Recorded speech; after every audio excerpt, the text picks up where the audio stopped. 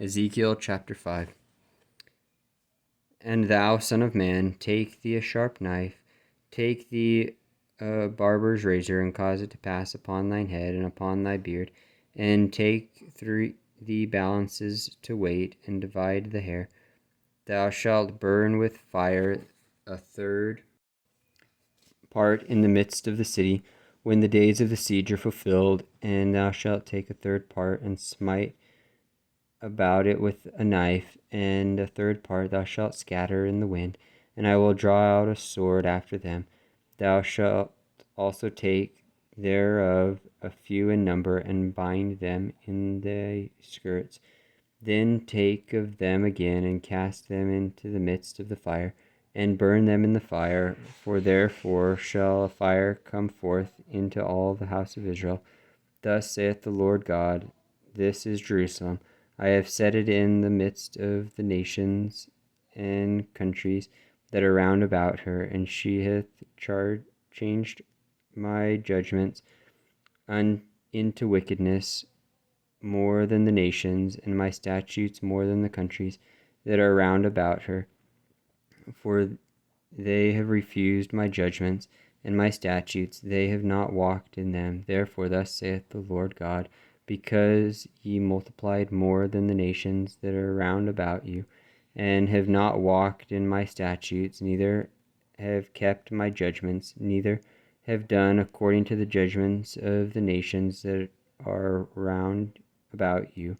Therefore thus saith the Lord God, behold, I, even I, am against thee, and will execute judgments in the midst of thee, in the sight of the nations, and I will do in thee that which I have not done, and whereunto I will not do any more the like, because of all thine abominations. Therefore the fathers shall eat the sons in the midst of thee, and the sons shall eat their fathers, and I will execute judgments in thee, and the whole remnant of thee will I scatter into all the winds.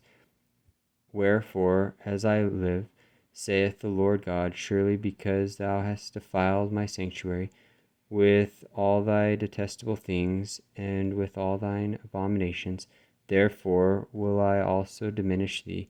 Neither shall mine eyes spare, neither will I have any pity. A third part of thee shall die with the pestilence, and with famine shall they be consumed in the midst of thee, and a third part shall fall by the sword round about thee, and I will scatter a third part into all the winds, and I will draw out a sword against them after them. Thus shall mine anger be accomplished, and I will cause my fury to rest upon them, and I will be comforted. And they shall know that I, the Lord, have spoken it in my zeal, when I have accomplished my fury in them. Moreover, I will make thee waste, and a reproach among the nations that are round about thee, in the sight of all that pass by.